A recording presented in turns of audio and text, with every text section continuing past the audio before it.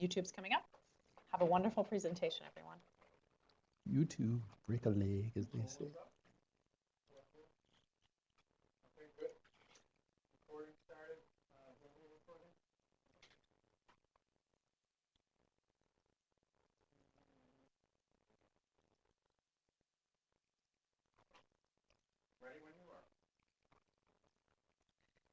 Good afternoon. Thank you so much for joining University of Vermont and the Vice President of Diversity, Equity, and Inclusion's Beyond Brave Spaces presentation today. We're so glad that you are able to join us. We have a lot to get through today, so I'm going to be brief so that we can get to our panelists and their presentations. The title of today's session is One College's Journey to Inspire Hope by Addressing Power, Privilege, and Oppression.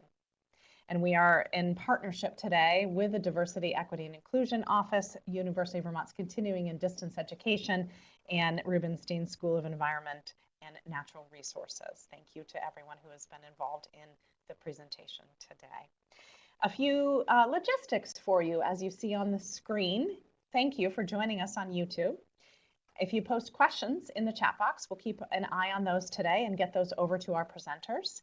And we are also recording this session. If you are uncertain if you have RSVP'd and you're just joining us on YouTube, please send an email and we'll make sure that you receive the recording.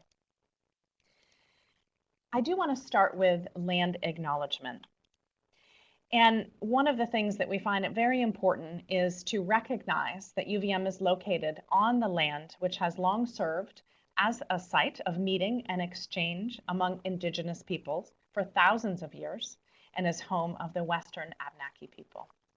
UVM honors, recognizes, and respects these peoples, especially the Abenaki, as the traditional stewards of the lands and waters on which we are gathered today. In that spirit, today we will begin by acknowledging we are guests in this land, and we need to respect and help and protect the lands within our use. Logistics for our presentation today. As I mentioned, please share any questions and comments in the chat box. We'll do our best to get those answered. The session is being recorded and there is live captioning throughout the presentation today. We do intend on about a 45-minute presentation with time for question and answer at the end. A few group agreements. We are all in agreement, and we hope you are as well, to stay engaged, speak your truth, experience discomfort, expect and accept non-closure today. My name is Nicole LeWillier-Fenton. I'm the Content Marketing Manager at UVM's Continuing and Distance Education, and very honored to be a part of this conversation. I'm going to ask our panelists to introduce themselves here in a moment, and then Sherwood Smith also is playing the role of moderator and panelist today, so he will take over once he does a brief introduction as well. To get us started, Marie, would you like to turn on your microphone and give us a brief introduction? Hello, thank you so much, Nicole. Thank you so much to everyone that's attending, and a special thank you to the Division of Diversity, Equity, and Inclusion, the UVM Continuing and Education and Distance Education Office, and to my academic home, the Rubenstein School of Environment and Natural Resources, for their support. I use she, her pronouns. I've been with the university now for 21 years. I have a junior college student attending UVM, and just a little bit, I've traveled a fair bit and have been to different institutions, and hope that we can have a generative conversation that might stimulate more questions and answers today. So thank you. And I'm also pleased and honored to be with our other panelists and dear friends. So thanks. Matt, if you would like to turn on your microphone and do a brief introduction. Yeah, hello everyone. My name is Matt Colin. I use he, him, his pronouns.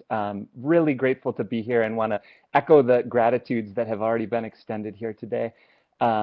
Similarly, I have been in the Rubenstein School for about 15 years in a variety of different roles and teaching spaces, deeply committed to the continued journey of that's at the heart of these particular questions, and have been doing a lot of this work alongside Marie for many of those 15 years. So I'm excited to be in conversation with you all, and also just want to echo that during these times, it feels like it's especially important to be asking questions. And so that spirit of asking more questions feels like it's something I'm deeply aligned with and grateful to be part of. Thank you, Matt. And our guest in our studio today, dual role moderator and presenter, is Sherwood Smith. Sherwood, if you would take a moment to introduce yourself, and then you can kick off the rest of the presentation. Sherwood. Thank you, Nicole. So, like on the screen, it says, Sherwood Smith. I use he, him pronouns. I came to UVM by way of New Jersey, Washington State, Pennsylvania, and a bunch of other places in 1995. So I guess I've been here a long time. I haven't done the math. And I want to thank everyone who's helped to make this event possible. Both comments I think I want to echo are that in the current age, I think these are important conversations to be having. And I'm really pleased and honored to be here with Matt and Marie, good friends and colleagues for a long time. So I'm switching roles now, and I want to put us in context. This session, Brave Spaces, is part of a larger series from the Vice President's office that began with a piece called Amazing Grace, which echoed a lot of different voices around the importance of social justice, equity, and racial equality. That was followed by a session that we called Finding Answers. And we had two of those sessions that helped us explore sort of the key concepts. And now this is a session called Beyond Brave Spaces. And there'll be a session today, followed by another one tomorrow. So I encourage you, if you haven't, you have the privilege and chance to go back in time and watch some of the earlier sessions if you like. And tomorrow will be one that really focuses on the College of Engineering and Math and Science. But today we're really looking at the Rubenstein School of Environment and Natural Resources. And I want to sort of give the context that the purpose of this is really, it's pretty easy to notice overt acts of oppression, discrimination, racism. But the real focus here is to help us understand how racism is systemic and structurally built into societies. That systemic racism is an interlocking system of parts and pieces that often are invisible or have become so commonplace we don't even think about them, like the reason that the font sizes and the margins are set on our computers. That it really runs itself because it's embedded in systems. It doesn't have to have anybody do anything. If we just sort of go along with the status quo, it will stay in place unless we consciously try to change it. And I also think that it's important to sort of give at least some definitions. And in that way, I want to share with you sort of a definition that we're using in terms of understanding that, you know, these are pervasive systems that provide advantages to people based on a socially constructed idea of race. And as has already been suggested, we have to be able to hold conflicting ideas that race is not real, is socially constructed, and has tremendous day-to-day impacts on the lives of everyone involved. And that this system is sustained in ways that benefits people who are believed to see themselves or identified as white as a group, and that oppresses and marginalizes BIPOC, people of color, historically and currently in specific ways. Moving forward from those definitions, just a little context for me. I want to say that I think these conversations are really important that we're going to have today because early on I did some research, and one of the things that really comes forward constantly is that because many of us are not used to having these conversations, that when we ask students, especially, and anyone who's taking a course like this, they often say that these are really learning opportunities, that they've been exposed to ideas they hadn't thought about or concepts they were unaware that they held or that others held about them. So the work that's being done by the Rubenstein School, and I've been part of NR6 for a number of years, is critically important. I also want to give a chance to sort of say that in a previous life, my undergraduate's in zoology. I spent years working at a venom research lab. This is an eastern garter snake. They're totally harmless, not venomous, but quite common up here in Burlington. And that the other piece for me that makes this really salient is, as a black man, one of the things we did in graduate school and undergrad was that we often had to do field work. And wandering around the woods hunting for snakes, lizards, or salamanders in eastern Washington, an extremely white and rural area, brought up certain feelings for me that clearly were not the same when I talked to my white colleagues, who had no qualms about just pulling over their car, popping up their tent on anybody's land and not worrying about how they would be received or what people would think. So I want to say that this is both intellectually and academically relevant, but also personally relevant for me. The last thing I want to leave you with are some thoughts, some things I think it might be important to remember, that, you know, it's important for all of us to attend to our feelings, to our emotions, to how we feel and what's going on with that, not to become defensive, to sort of lean into those difficult conversations. I think it's important to communicate our interests honestly and openly, that we need to name the types of responsibility, power, privilege we're going to be talking about that we have and that others have in these situations. That it's also important for us to be able to consider the ways behaviors constitute an environment in our classrooms or our work settings, and that we need to be willing and open to saying, I don't know. Lastly, I'm going to leave you with 5 questions that I have, and hopefully you will engage all of us in the questions you have.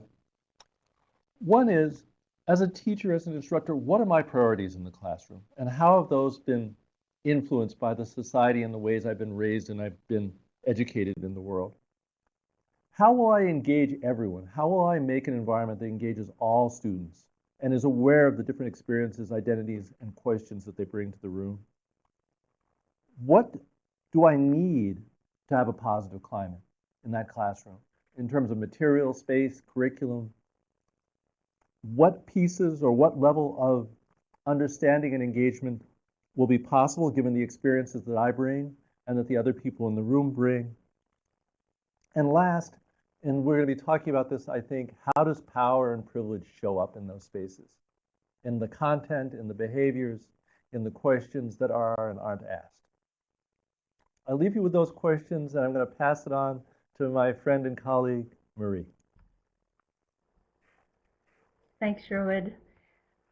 I really love some of the things that you've said, that, you know, there can be conflicting ideas, and another way that I think of that is multiple truths, and I offer that as something for the audience to consider as we move through this.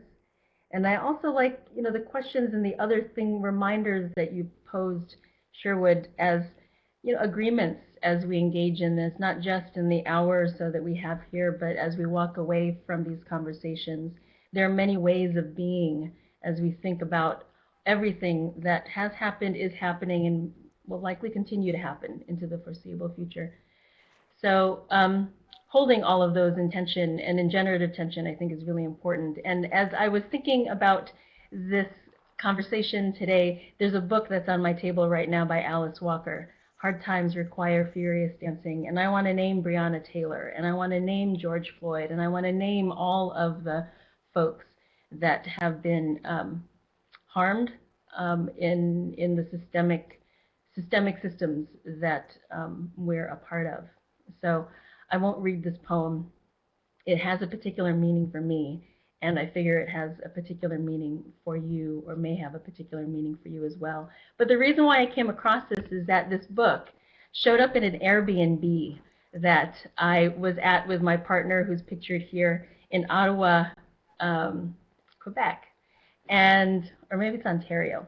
But in Ottawa, if you're familiar, the Rideau Canal is about a 4.5-mile canal that freezes over in the wintertime, obviously. And they have a festival in February that I've gone to with Davis for the last 5 years. And what I love about this canal and the photo is that when I'm skating, and I skate, not well, but I can go 4.5 miles in one direction, and what I see are people across age, across color, across ability. I see entire families. I see folks that are commuting from one end of the city to the other. I see a huge cross-section of people on this canal in the wintertime. And it's a wonderful reminder of what wild places and natural places can actually be part of our urban environments, and that within those places there can absolutely be a diversity of people and experiences that I'd like to say I see in Vermont, and I honestly don't in my personal experience. So what I'd like to spend just a few minutes and really kind of toss some ideas out there for you all folks to consider is, I want to muse about sense of place. And I shared a little bit about sense of place, the tensions and the celebrations about that, and relationship to land. I also want to muse a little bit about the multiple ways of knowing that BIPOC folks, Black, Indigenous, and people of color, do utilize and operate from and celebrate as means of surviving and thriving. I will point to a few initiatives in the Rubenstein School, maybe a couple of takeaways and resources that you all have access to and might consider. And then I'm going to end with a few of my own thorny questions. So hang on. I just pulled a few headlines just from off the internet. Most of these are within the last 6 months. Some of you recognize some of the events that these headlines are referring to. As a whole, it speaks to a narrative that people of color, BIPOC, are somehow separated from the natural world. And there are systemic reasons for that, for sure. And by extension, there aren't that many, or there's perceived not to be that many people of color that are interested in the natural world. There are not as many BIPOC folks that are in the environmental fields, whether that's academically or after academics, whether they're in the environment as a career. So this is a tiny percentage of the milieu that we're working in within the Rubenstein School and across the environmental fields. So I also want to point out that there is research that out there that points to fewer BIPOC in the outdoors for many reasons. There are fewer BIPOC in college level environmental programs, and there are fewer BIPOC in the leadership of these programs. And there's been ongoing questions about why. And I don't know if perhaps there's a larger discussion about why out there. But I'm going to pause here, and getting back to sense of place, here's an invitation to all of you. I'm sure that many of you can recognize this. This is downtown Burlington, nestled between the waters to the west and the mountains to the east. And I intentionally don't name the common place names that you might know about, because that in itself is a measure of how certain stories and narratives have become part of the curriculum in the environment. So these popular places had names before they were named by colonization. So the waters are named Bitobegak, or the waters between. And the mountains to the east have been known as Moosehead Mountain and Museo Debe Wadzo. And happy to share those resources. They are more commonly known as Lake Champlain and Mount Mansfield. Men, white men. So think about that as we're sharing our curriculum, sharing our stories and resources.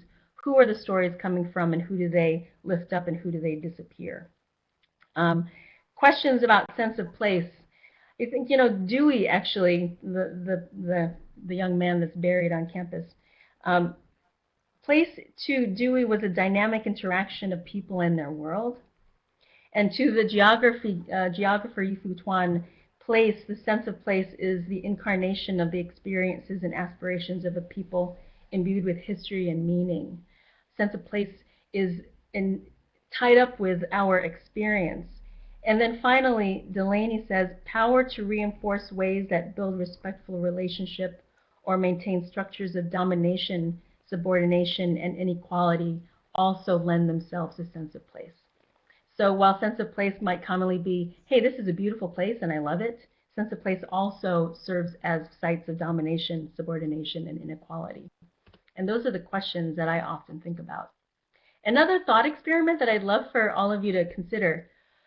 On the left, obviously, is a lecture hall, and on the right is the trail, the Appalachian Trail. So on the left, who do you typically envision standing in front, at the very front in the lecture hall? What images, who are the people, what do they look like, what are their credentials, what pops to your mind most often? And similarly on the right, when you're thinking about the backcountry, when we think about wild nature, who are the folks that most commonly populate those images?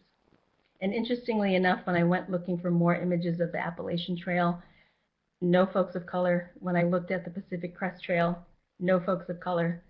So just something to pay attention to. These places are sites of exclusion rather than inclusion, and it's the difference in ability, in socioeconomics, in experience, and certainly in race. It's that sense of place that those differences create. Our urban environments and national parks have become racialized geographies, and our relationship to land, particularly for BIPOC, has been troubled by that history. And I'm going to use the word white supremacy here as white supremacy culture that feeds into that narrative.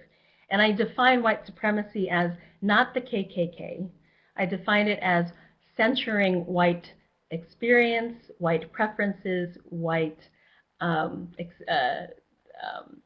images when we think about sense of place and relationship to land, often overlooking that there are people of color that populate the landscape and have way before I came to this land, for sure. So when I work with our students, I've been in the Rubenstein School for 15 years now, and I have worked with countless undergrads and many students of color that have come through the program. And when I ask them what it's like to be in the Rubenstein School, across many conversations, I'm just going to share a few of the themes that I hear, that there are certain natural areas that are the right or the best natural areas. So the stories that we tell to each other, through our curriculum, through our pedagogies, through our syllabi, claim that the national parks and places like Vermont are the best places to study the natural environment and are the natural areas. There's also a code of conduct that is an outdoor language that our students of color hear. There are visual cues. There is knowing which hiking boots to use, knowing how to dress for the weather, knowing how to read the outside. Being, if you're from an urban area, being felt as less than because one has not had access to camping and hiking and skiing. So there's a language and a code of conduct inherent in that.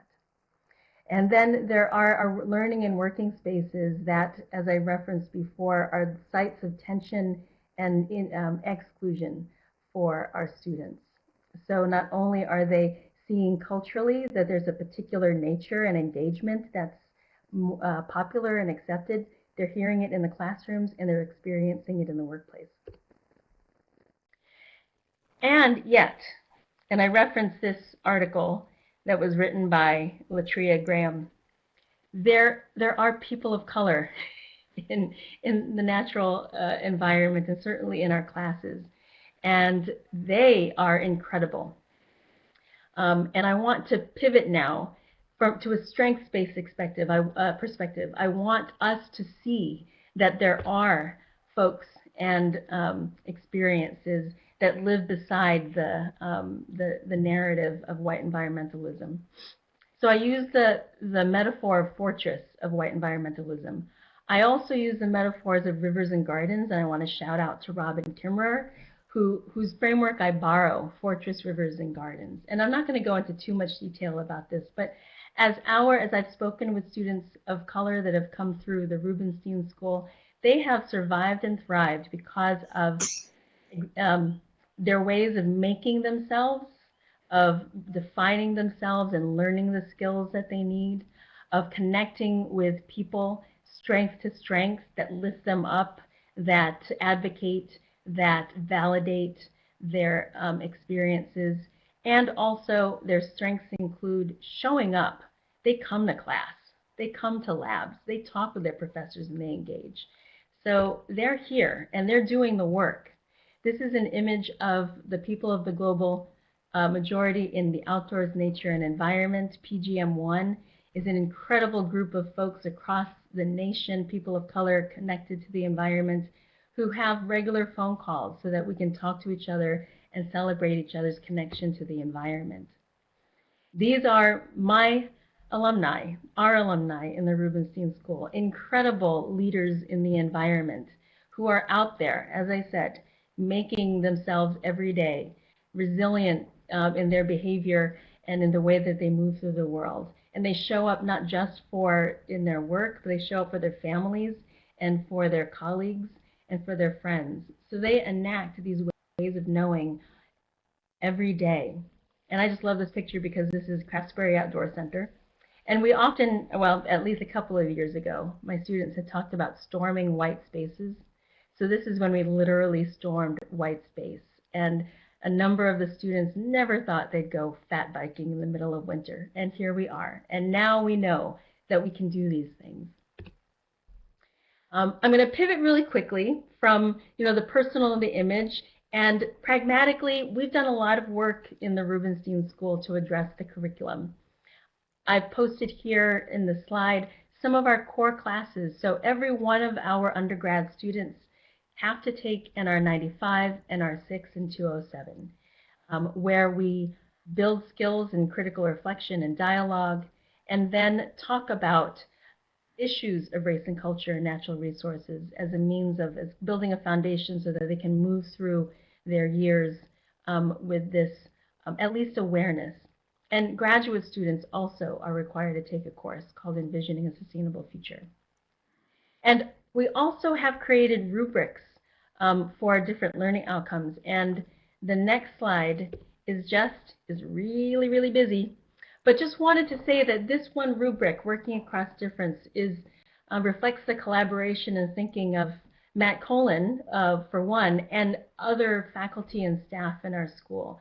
And the takeaway here is that we are doing our best to teach ourselves and to learn amongst ourselves what needs to happen, what we can do in our classrooms and our other environments to really have those hard conversations. So the last couple of things I'll say is that myself, the things that I think about a lot in my work, is I often think about what the impact of colonizer settler history has on me as a woman of color, as an immigrant to the United States, as someone who has assimilated to US American culture. And I know that that assimilation has had impact on me and continues to impact my choices. I often think about multiple worldviews and ways of knowing that might actually create more possibility in the work that we do, and that there are different forms of research and knowledge production. And I would love for us as academics to think about and welcome those different ways to do research and produce knowledge. And then finally, I do have more questions and answers. I don't know if white supremacy will concede or what it takes to have that happen. I am complicit in sustaining the dominant institutions and ways of knowing that got us here. And how do I start to break that down for myself? What am I willing to sacrifice? At least my own comfort in navigating these questions. And how can I be radically inclusive, radically creative, and radically loving in my learning, teaching, and research? So I end with questions, and thank you so much for listening.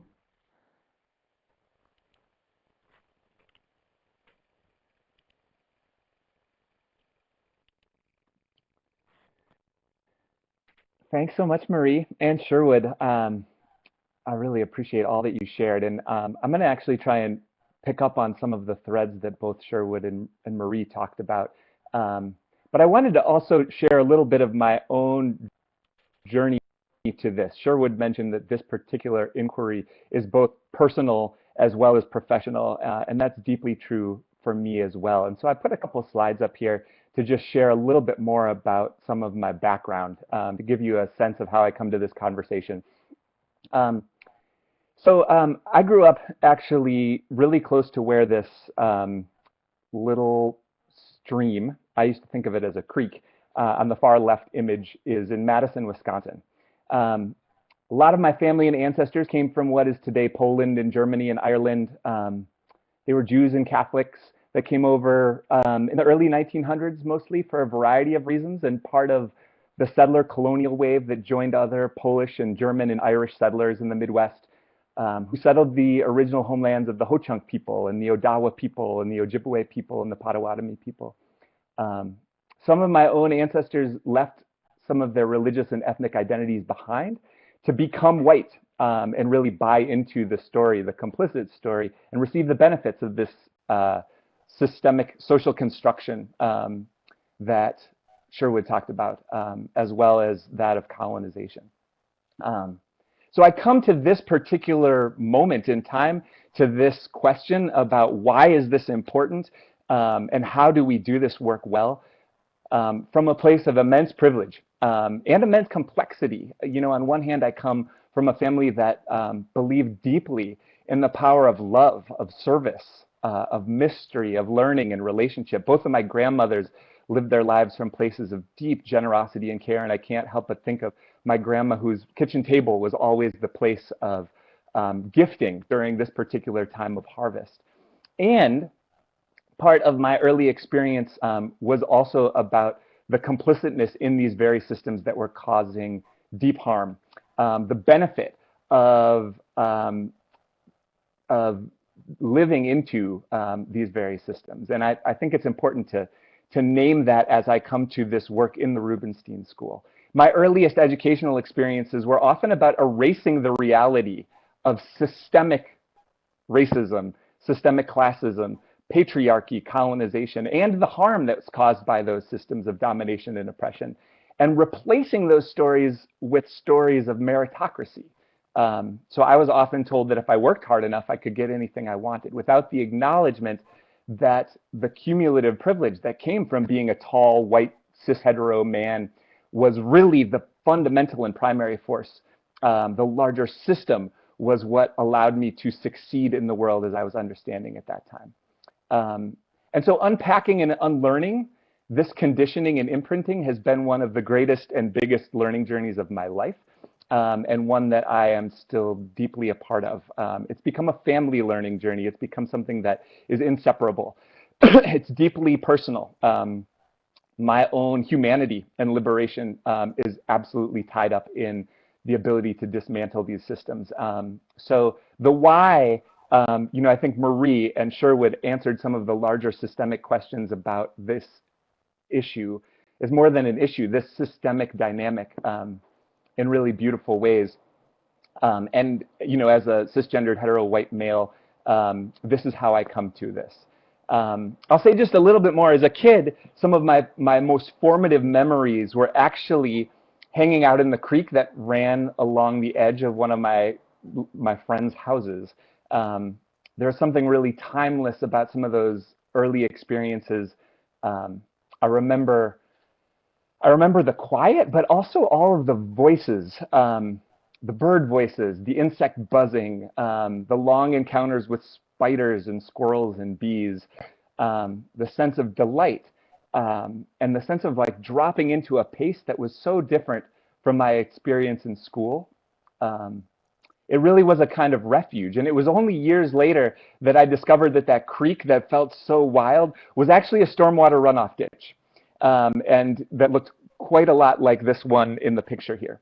But in many ways, it didn't matter because it was in these kinds of places where I began personally developing some of the relationships with my biggest teachers, who were the more than humans. The deer, the crows, the winged ones, the trees. And even though we didn't speak the same language, we discovered languages that we shared. And I just love this quote from Robin Wall Kimmerer, who I'm actually going to reference again. And I know Marie has referenced Robin. She's actually been an affiliate of the grad program that I work with, and adjunct faculty here in the Rubenstein School, as she talks about the way in which movement and dance reveals it all. And there's something about being in the presence of some of our older kin, as she puts it. So these were some of my very first learnings about relationships across difference. In my early 20s, I became really interested in animal tracking. I spent a lot of years following animals around, like this deer, these tracks here of fisher cats. I lived in Western Massachusetts.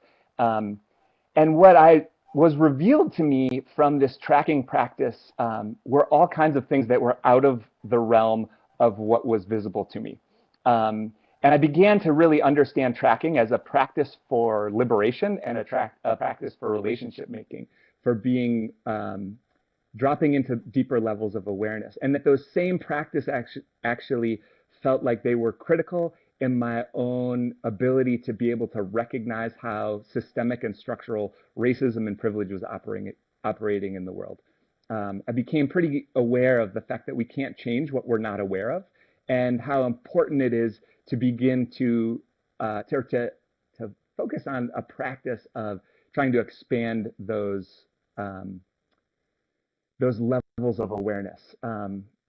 In the same way that in my growing up years, it was really hard for me to grasp some of the privileges that were so evident in my later years. Similarly, in my early years of tracking, I would be shown deer tracks and then go back to the woods and think that huge herds of deer must have moved in because I never saw them before. It's not that they weren't there and they didn't exist, but what is the continued practice for unearthing the larger realities of the systems of which we're part? So this is how I came to the Rubenstein School, both with a really deep interest and inquiry about what our more than human kin can teach us, and also with a deep, deep inquiry into the ways in which my own learning system, my own process had been so deeply impacted by the logic of domination, of empire, of white supremacy culture. And a huge part of, I think the part of what's driven me in this process has been, what does it look like to try and unlearn the imprintings of domination, and what's possible with an orientation of love and relationship and care. So that's a little bit of how I come to this. And I want to say a little bit more about building on what both Sherwood and Marie talked about, some of the work that I've been involved with here in the Rubenstein School. There's so much happening in the Rubenstein School, frankly, I can't even track it all. But for the last 7 years, I've been particularly involved with the launching and beginning of a new graduate program called the Leadership for Sustainability Master's Program. And this program is a practice-based leadership program that's intended for mid-career professionals, emerging leaders.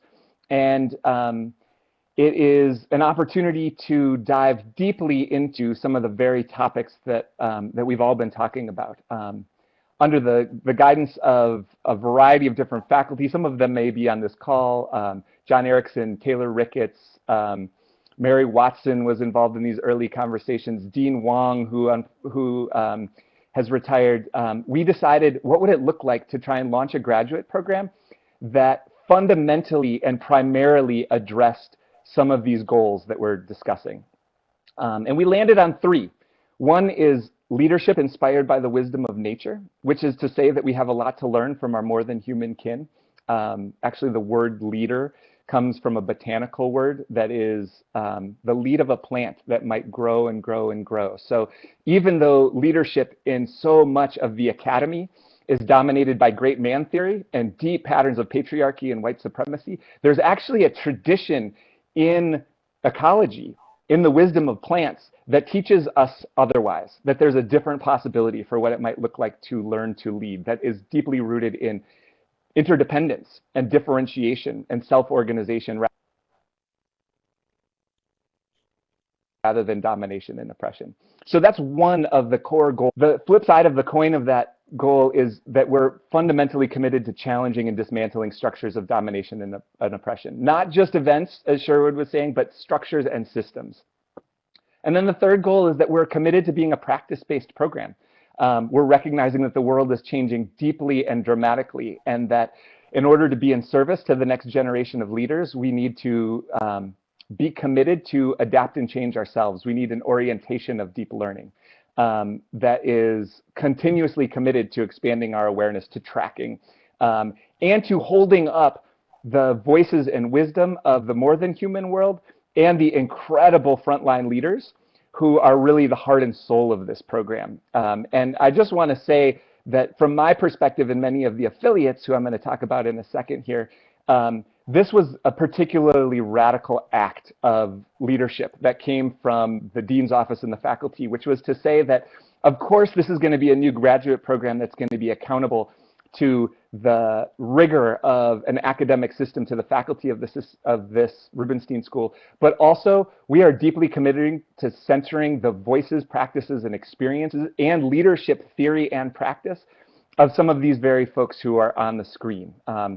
These are our professional affiliate community members who are the ones who do an immense amount of the teaching, mentoring, guiding of the learning experience, who are part of our evaluation and systems, and who bring a body of wisdom to leadership that comes from years of developing their own strengths in a world that is dominated by a logic of empire and patriarchy and white supremacy culture. And so our journey over these last 7 years is to ask, how do we do this and do this in the best way that we can, in a way that really honors the incredible wisdom of these affiliates and does so in a way that creates a refuge and a sanctuary, which is language that they gave to us in the early stages of this process, that doesn't ask them to shapeshift or to code switch in these spaces, but allows them to bring their full self into the spaces where the learning is happening and honors them as the true teachers that they are, born out of the experience that they have.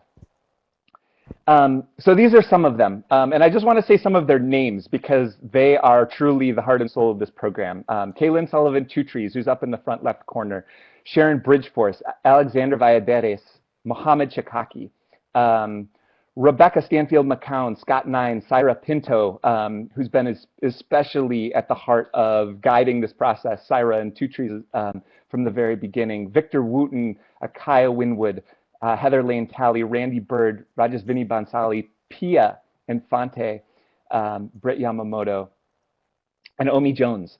These are the folks who are really the wisdom keepers of this program. And the experience continues to grow and evolve. I'd be happy to talk more, but we very intentionally wanted to start with shorter sharing so that we could really dive into the questions that you have. But I want to share some of the questions that have been really alive for me in this journey. One is, what role can education play in liberation from the imprinting and conditioning of domination, empire, colonization, white supremacy, patriarchy, and more? There's many more of those systems. How do I foster learning and unlearning that activates and engages more than just our intellect and also includes our physical, emotional, and spiritual bodies? I want to just say something about this. I've been part of a lot of learning spaces, and what I continue to discover is that learning spaces that ignore the emotional, that ignore the spiritual and energetic, that ignore the physical, the ways in which white supremacy culture is actually lodged in our bodies, does not create the same kind of transformation that invites, that the kinds of learning experiences that invite these do, in my own experience. How do we foster learning spaces that are rooted in liberation and love? And don't recenter what we're resisting. This one's really important to me too. You know, how do we not recenter and give more energy to the very systems of whiteness and white supremacy culture? A couple more questions because I just am full of them. How do I and we acknowledge and dismantle the patterns of white supremacy colonization that are part of higher education since the beginning? So how do we really understand this history? You know, we're a land grant institution here, and I really appreciated the fact that we started with a land acknowledgement. But sometimes there is deeper thinking that is required to think about what does it mean to be a land grant institution on stolen land? And what are our responsibilities in terms of being in right relationship with respect to that? How do we do this work at the individual, institutional, and systemic levels? And I put we here because these are questions that are deeply personal, and they're part of the questions that are emerging from conversations with folks who help steward this graduate program that I mentioned before. How do we create learning spaces that are free from extractive practices? I think this has there's a long history in academia of extracting from the POC affiliates and faculty members who are at the front of the room. What does it look like to really create non-extractive spaces? And how do we engage with trauma? How does an understanding of racialized trauma inform our educational spaces and practices? So these are just some of the many questions. I'm excited to go in the directions that feel alive with you all. And like I said, really grateful to be part of this important conversation at this moment in time.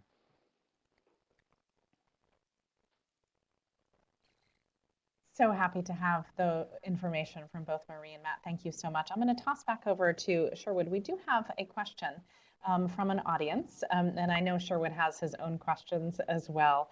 Lyndon asks, how do we keep white students engaged who have grown up with white culture centered and never question the structure of history they have learned or the systems that they live in? Sherwood, I'll toss that back over to you to maybe consider that question and then also share that with our panelists. Sherwood? Thank you. I also want to thank you to Marie and Matt. I'll give this a shot and then I'll pass it on to both of you. I think you would keep students engaged by acknowledging, and I think you both talked about this, the intersections of identity. I'll use myself as a bad example.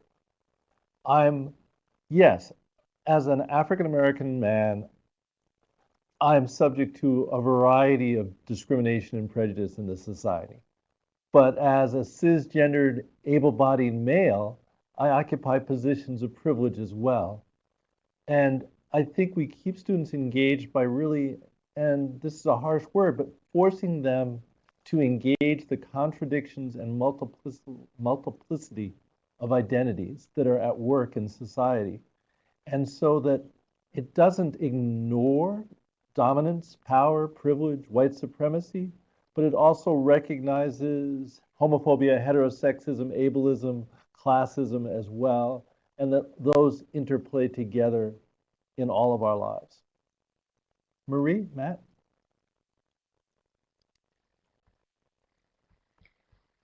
Sure, I have a couple of thoughts on that. Two things. A quick anecdote. I had applied for a position at UVM as a counselor years ago before I came to the Rubenstein School, and I was given a bunch of questions about diversity, and we used the word diversity and multiculturalism a lot back then.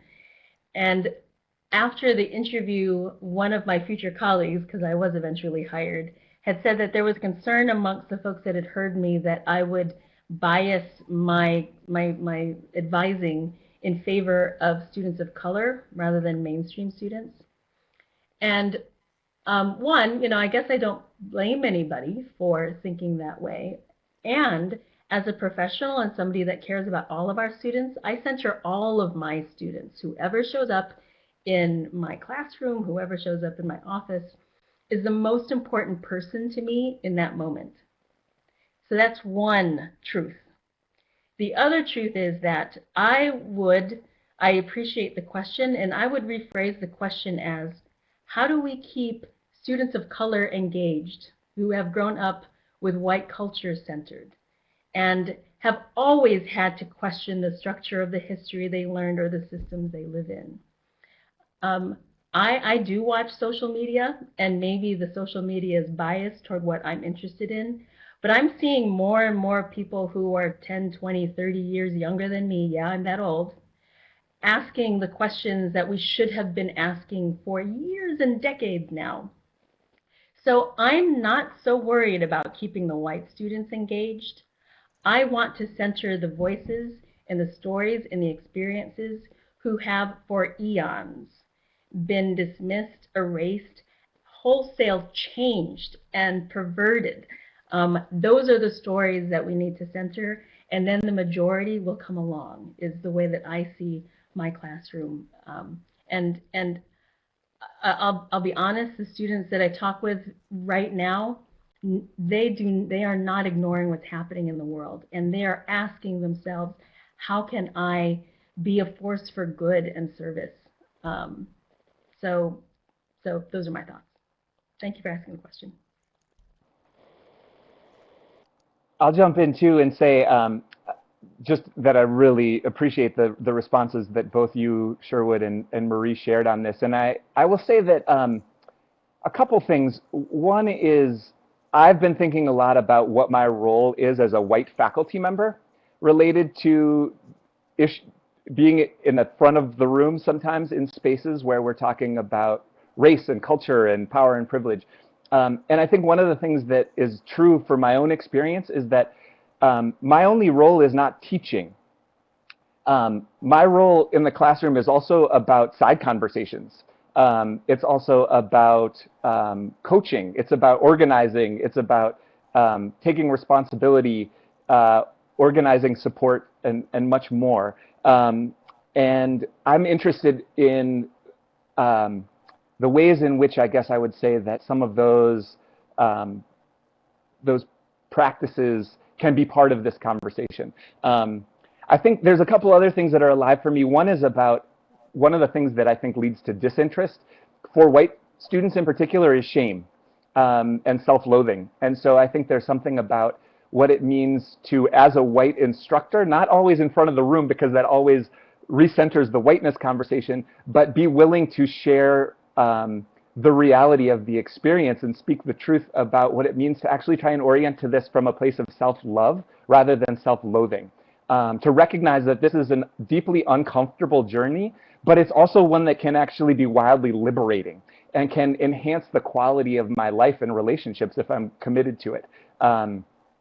So I think those are places that, for me, this question is really alive. How do we not recenter whiteness in the desire to bring along white students, and where are there ways to try and shift some of those systemic patterns?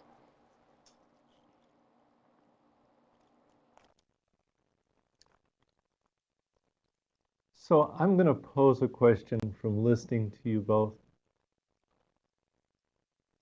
The last question really focused on students. I know all of us work with colleagues and friends, and you've mentioned some of the work you've done in terms of working in the Rubenstein School.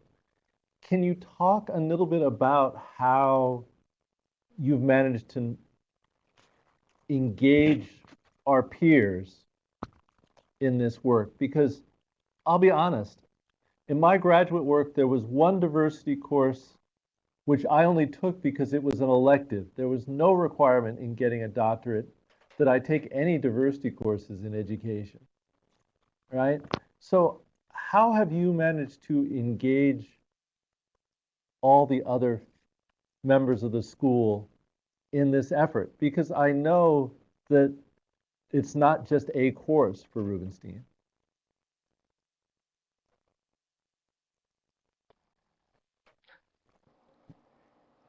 I'm happy to jump in on that question. I mean, I think that, you know, one thing I want to say is that Marie and I are here as a part of this panel, and there are many other faculty members in the Rubenstein School whose work around diversity, equity, and inclusion has predated my arrival at UVM. The Diversity Task Force, which, you know, Dean and Claire and many others were part of many, many years ago. And so when I arrived here, there was the door was certainly open for these kinds of conversations. And, you know, while in many ways this is a conversation that is about, I think we have to do two things. We have to acknowledge the good work that we've done and also acknowledge how far we still have to go as a school. And so for me, that's about identifying the strengths that we have, having the conversations, speaking the truth, continuing to relationally ask hard questions about the nature of what it is that we do.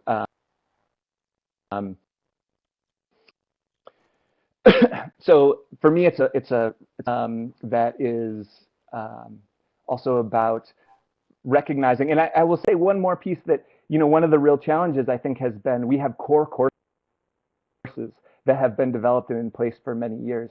And then the larger question becomes, where does this content live And is it possible that that content can be relied on to be taught by fewer people in the core? And where does it live within the programs and the majors? How do we all address these kinds of questions as being fundamental and essential to every and any discipline that we engage in, and not see it as something that is distracting from the core of what we might do in the world? And again, for me, that's about relationship, conversations, and continuously addressing this. And there, like I said, I also want to name Alan Strong. There's so many people, you know, Trish, who is supposed to be here, who have been leaders. It just doesn't feel right to not really honor and acknowledge those people who have been doing that.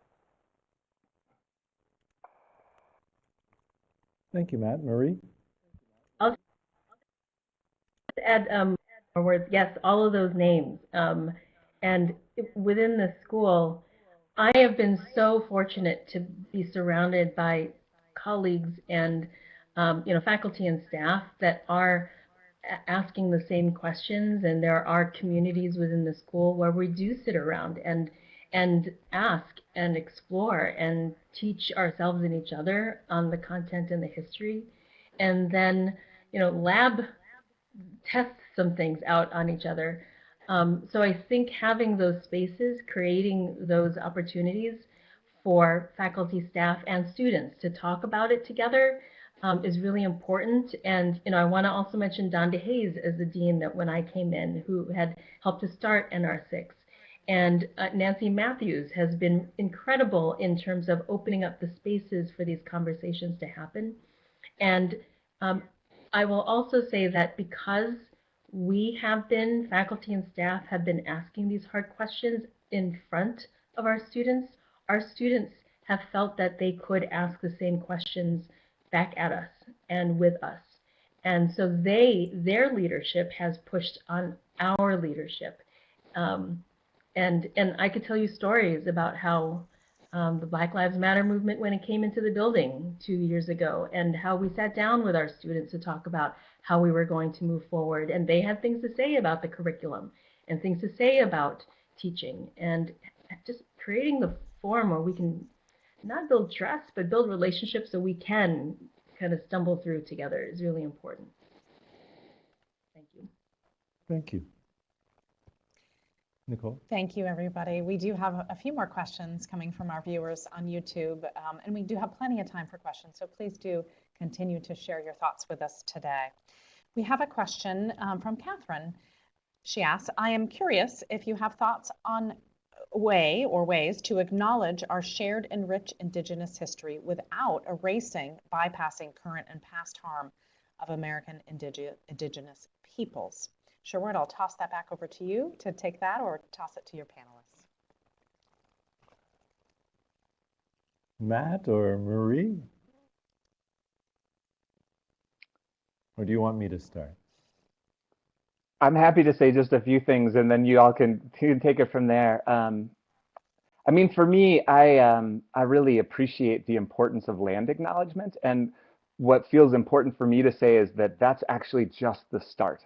And the land acknowledgement is actually not something to get out of the way, but it's actually the doorway into an opportunity to fundamentally rethink our relationship to the land and to the first peoples of these places. And so if land acknowledgement can be used in that way, as not something that closes the door, but actually opens it really wide, we in our program invite our students into deep inquiry about the Indigenous history of the places where our students are, while simultaneously recognizing the way that those stories are so often oriented to erase the actual thriving and survivance of the people who are still there. So there's deep complexity around all of that, but for me, as is so many of my answers to most questions, it's about relationship, and it's about what's our actual relationship with the people here. How are we in conversation with them in meaningful ways? How does this process open the door for deeper learning, deeper acknowledgement, action that actually is being taken to dismantle the continuous project of colonization that's ongoing and is not just in the past too. Thanks for the question.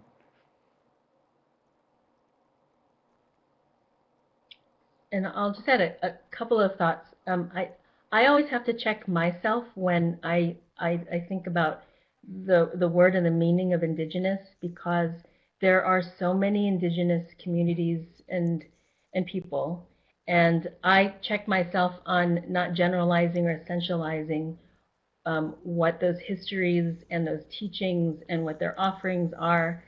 So, echoing what Matt says, relationship and maybe asking the question directly of the people who are here that carry that history, and even within those histories, there could be, as Sherwood had said before, conflicting or different ideas, conflicting and different experiences. So it's really a practice than it is a protocol, I think. And the last thing I'll say is I appreciate the questioner saying American indigenous peoples, because as an immigrant, I have an indigenous history that's not here. It's in the Philippines. And white folks have indigenous history from Europe and other places. So I think that kind of relearning and reclaiming and remembering what those are can also be a practice for white folks. And I guess the piece that, and I don't remember which of you said this, but I think that one of the ways to decenter this is that the rewriting of history has to be acknowledged, and what was lost, taken, sometimes downright destroyed, has to be named. That's not always about blame for the people in the room. And often I feel like, and Marie, you mentioned this, when I work with white students, many of them have never sat down and talked with their grandparents or great-grandparents about what they gave up to become white, or what they gave up to think they'd become white.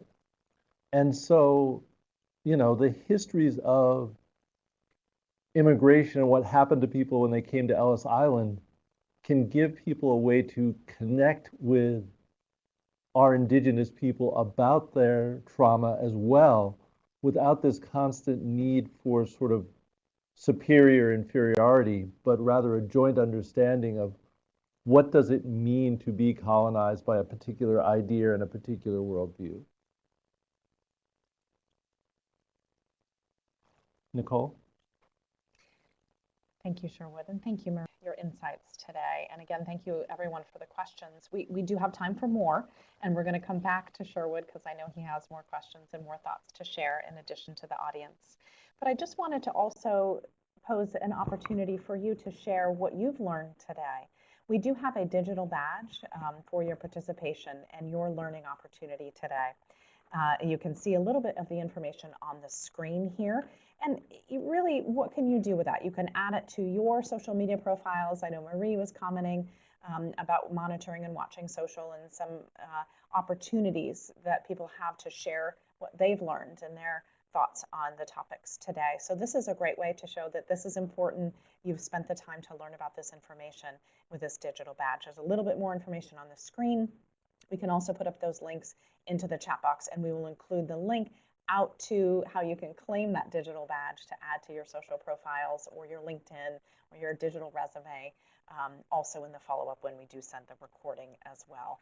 And I also wanted to share an evaluation. How has this been for you? The experience, the topics. We would really like to hear your feedback on today's session. We'll also include a survey link in tomorrow's session, and hopefully you can join us in both and share your feedback on the conversations today. So I do want to get back to our question and answer period. I do want to share also, Sherwood, Matt, and Marie, we have another question. Looks like it's coming from Anna. She states, I'm curious to hear all of your thoughts about the complexities of UVM's identity as a land-grant university, past, present, and future. Sherwood, I'm going to toss that over to you, and then you can decide if you want to toss it to panelists or how you want to handle that. No pressure. Lots of pressure, but okay. I'll try to start, and then I'll bounce it on to Matt and Marie. The longer I think about it, the more troubling the idea of land grant is. it sort of fails again, this, how has history been erased, and this idea that the land was there to be granted, and who had the power to grant it, and how did it end up in that situation, are all really, I think, important questions to raise, not to nullify the wonderful work of land grant institutions in terms of supporting communities, but that the land wasn't any of ours to grant to begin with, and how was it taken, I think, are important parts of a conversation that we begin to engage with, as Matt said, by starting at least with a land recognition and then continuing to move beyond that. Marie, Matt?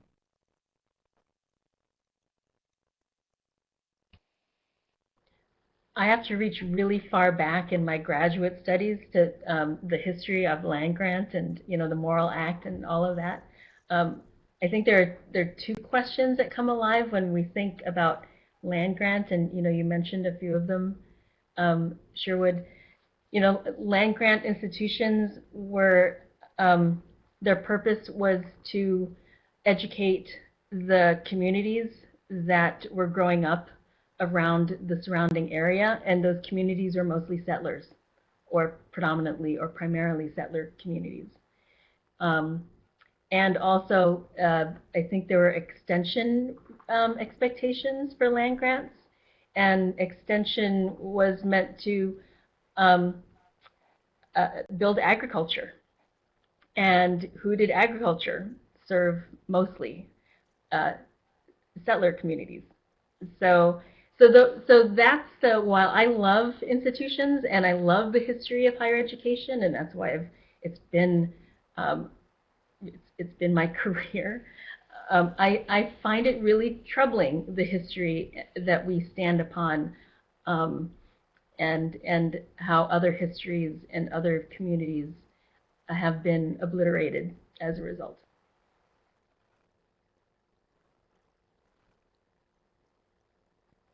I'll just add that I think there's something really powerful about telling the truth about the history of land grants, as Sherwood and Marie both have started to point to, I think, in ways that recognize the history of the Dawes Act and many other political moments that actually made land property, which came with its whole own set of repercussions and harm that emerged from that process.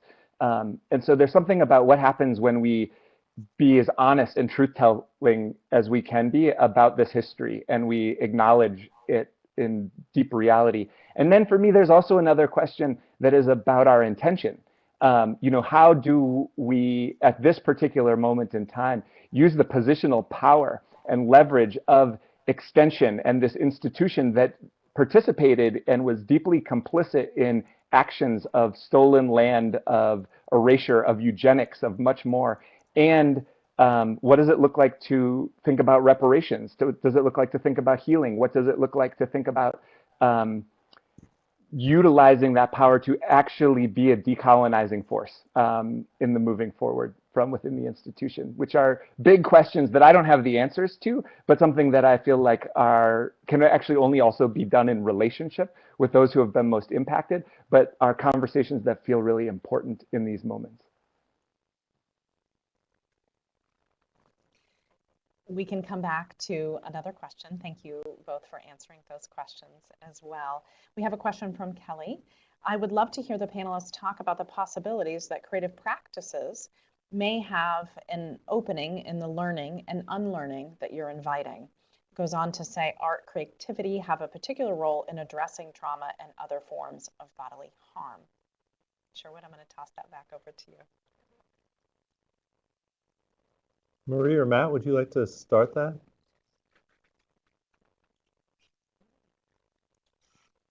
I'm happy to. Thank you for the question, Kelly. I love this question, and I know, Kelly, you have actually been doing incredible work on the front lines of thinking about this particular question. So it seems funny that I'm going to give an attempt to answer this, given your own practices around this. But I think what you're pointing to just feels so spot on. we have an affiliate in our program. I mentioned her name before. I'm going to say it again, Kaylin Sullivan, Two Trees, and she is an artist among many other things. And one of the things that she brings to the program is the engagement of our creative practices in ways that are in service to liberation. And one of the things she often says is that our hands know things that our minds don't.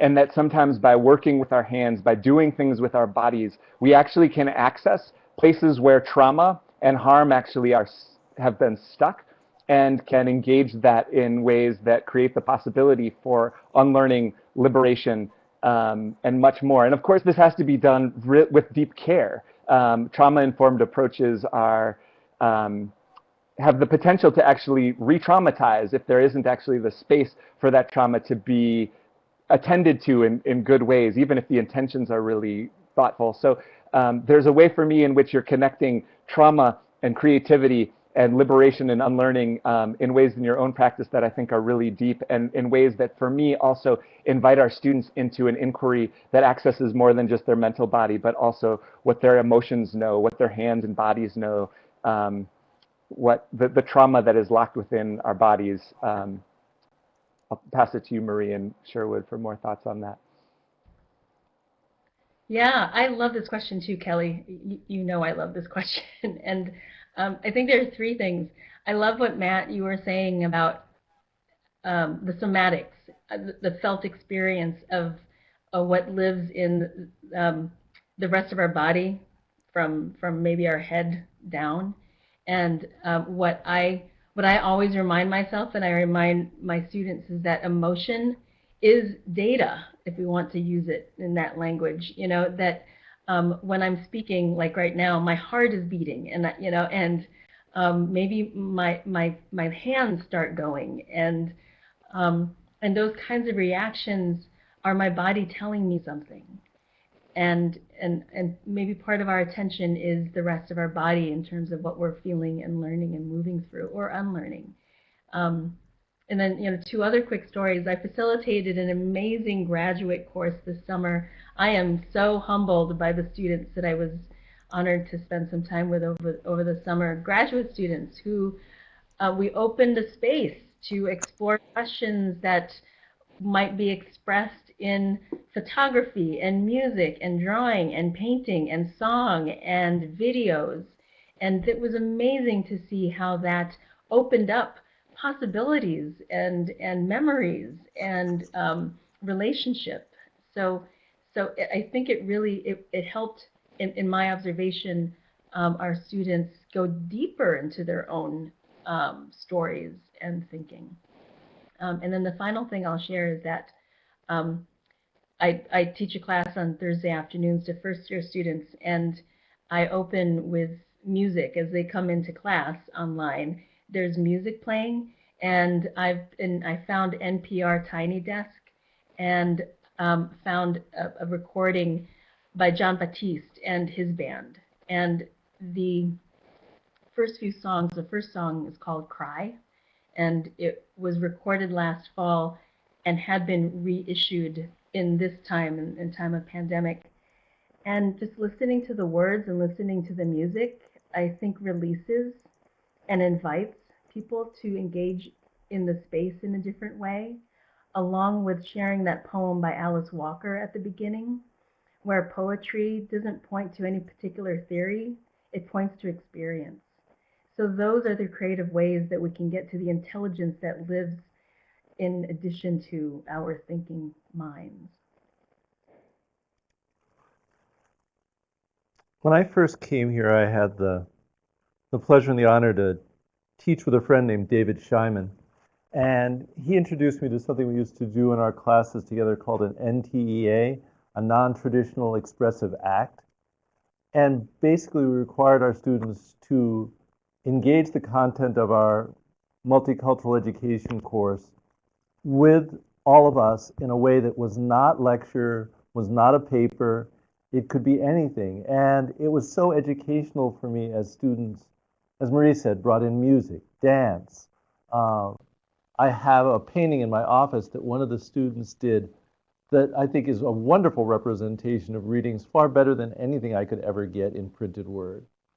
So I think that there are lots of creative ways to engage people and to, in my view, open up voice in a different way. I also think that going through education for me and my unlearning has really been this piece that, I mean, I started out as a zoologist, and this idea that science was objective, that the process was removed from any emotional content. And yet, if you get in the room with a bunch of herpetologists, their decisions are based on their interests, their passions. Yes, they're intense academic arguments about what you could look at as really trivial differences, but there's a huge amount of emotion going on in there all the time. And so it was really challenging for me to deal with that dichotomy, and especially as a black man where emotion was often seen as threatening to some of my white colleagues, to figure out what that balance was. But I think part of this deconstruction is to name that emotion has always been part of education and that it's not something we're immune from or should be removed from the process. It's just something we should be aware of. Sherwood, we do have one additional question that just came in. May I add one more thing to that though? Sure. Just one more thing is that now we were in an all-school meeting this morning in the Rubenstein School talking about the student experience, and right now I don't have to tell anybody how different the learning experience is now, and our students and ourselves as teachers and educators are also experiencing that alongside our students. And we can't get them to the brave spaces or beyond if we can't get them present. And one of the practices that I really value is just 3 breaths together at the beginning of class. Turning on the screen and inviting voices to say hello, and then at the beginning just grounding ourselves in 3 breaths is so important because it acknowledges that we're here, that there's a lot going on, and if we can pause and just take care of that moment for ourselves, I think is so important. It opens the portals to learning and creativity for sure, and wellness. So I just wanted to add that too. Thank you.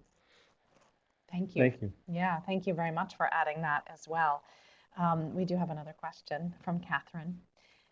Catherine writes, I work hard to bring in local BIPOC guest speakers to amplify these voices, but I encounter so many barriers, as the fact that many of them have chosen not to get an advanced degree and therefore are not considered legitimate co-PIs on grants or co-instructors. Have you found ways around these institutional barriers? Sherwood, I'll toss that back over to you. You keep tossing them to me like I've got the answers. I know. Luckily, I have 2 friends I can keep passing them on to as well. I think you've named one of the challenges of higher ed in that part of the rite of passage is the degree, and I'm not sure that it means that you know more than someone who doesn't have one, because one of the best researchers I worked with in my undergrad had a bachelor's degree and huge numbers of publications, but couldn't, as you said, couldn't get a faculty job because he didn't have a doctorate or a master's.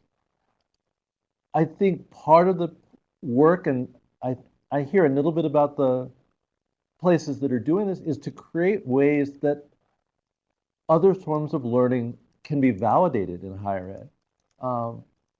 We're doing a better job of that at the undergrad, I think, than the graduate level, but that we recognize life experience as learning, as valid knowledge, and so that people can actually get credit for the experience they bring from their lived experience, not necessarily from seat time in a classroom. Other thoughts?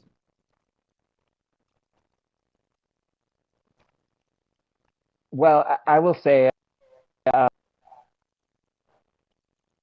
this is a really big question, and I think it has to do also and kind of truth-telling that's necessary to engage in about the history of the academy as an academic gatekeeper for the kinds of ways of knowing and intelligences that are validated in the world, and to recognize that people with higher degrees also often have them because of the immense privilege that's afforded to them as well. And so I think that for me, there's a big part of the conversation that our program affiliates have been having since day one, which is to not ignore the credentialing power that an institution has, and to really ask hard questions about that. I mean, I think many of the folks in our program wait for the day in which that credentialing power doesn't matter, actually, where someone's wisdom and integrity is measured by their actions, not by the letters that are after their name. But we're not in that moment. And so because we're not in that moment, we have a responsibility to really think about the positional power we have and who are we credentialing and how are we doing that and what are our practices for that, which is a whole added conversation, but feels like it's embedded in some of this particular question. And then, you know, for me, there's also this question that we've tried to take on head on about who are the wisdom keepers who are associated with the program. You know, we have lots of folks in our program who are not terminal degree holders. They're not even college degree holders, but they are recognized by their communities as leaders. And that's actually the shift. That's a cultural shift about how we're thinking about leadership. That feels really important. And then, you know, you point to the challenges associated with the rules around PIs and co-PIs and getting people paid. And I will just say that that is part of how we change the system, is we actually work to change the structures. And so those are conversations we've been having for a long time. If you want to have a jam session on some strategies that our program has come up with, I'd be happy to talk about that offline. But I just appreciate the question, and I think we have a lot of work to do organizationally and institutionally to really address the underlying issues that you're pointing to in that question. And I'll just add a little bit, because this was actually a topic of my dissertation. You know, epistemic injustice or academic imperialism are the big words that point to what you're asking about, Catherine, and, you know, moving towards epistemological pluralism and understanding that, as I put in my presentation, we're here, you just don't see us. And there is expertise, but this institution frames expertise and acknowledges, rewards a certain expertise and certain letters in front and behind our name. And I think that is a systemic issue that we need to challenge. And it's also an issue that I need to challenge for myself too, because I intentionally don't want to put DR in front of my name, because why should anybody take me more or less seriously because I have that credential in front of my name? And most recently, I had my work edited by somebody who didn't disclose that DR was in front of their name. So I didn't take it as seriously as I should have until I found out that she had DR in front of her name. So we're guilty of that as well. And I think it's a conversation that I would love to hold the institution accountable to, recognizing that there are all kinds of knowledges and expertise and wisdom that we need to marshal in these times. So, yes. And Marie, I think the word you used is an important one that we sometimes lose track of, which is expertise. Expertise isn't necessarily connected to a degree or knowledge or other things. It can be, and sometimes it is. But looking for people who have expertise may come from years of experience, and failing to understand the history that before there was higher ed, there were guilds and crafts and mentorship, right? And people got their expertise by working with people doing the work. The idea that you go to school to become an expert in the history of the human experience is relatively new. Nicole? Sherwood and Marie and Matt, thank you so much for all of your time today. Thank you everyone who has asked very insightful and thought-provoking questions to all of our panelists today. And thank you again to the Vice President, Dr. Wanda Heading-Grant, for your vision to continue the Beyond Brave Spaces conversation. And we are continuing tomorrow as well. We hope that you can join us starting at 3 o'clock, same time, same location. Somewhat different topic, but along the same lines. We'll be talking with the College of Engineering and Mathematical Sciences as well. We hope to have you join us tomorrow, and please keep the conversation going. Sherwood, Marie, and Matt, thank you so much for all of your time and all of our support crew. I know we have many people who are helping to put this production on, so thank you everyone who has made this possible and for these conversations to continue. We wish you all good health and a wonderful afternoon. Thank you.